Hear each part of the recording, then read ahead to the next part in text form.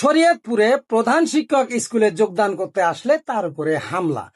তার অপরাধ ছিল, অর্থাৎ এই শিক্ষকের অপরাধ ছিল, এই শিক্ষক একজন সনাতন ধর্মের লোক, অর্থাৎ হিন্দু। চলুন আগে আমরা ভিডিওটা দেখে আসি, ভালো লাগলে শেয়ার করে দিবেন, পরবর্তীতে আমি কিছু বলছি।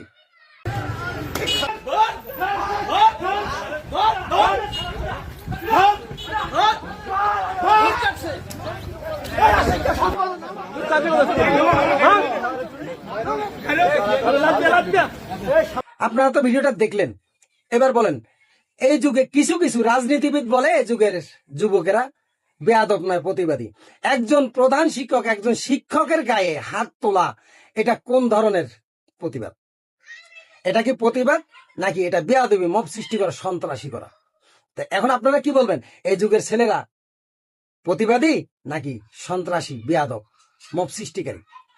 প্রশ্নটা আপনাদের কাছে রয়ে গেল। বন্ধুরা অবশ্যই কমেন্টে উত্তর দিবেন, ভালো লাগলে ভিডিওটা শেয়ার করে ছড়িয়ে দিবেন।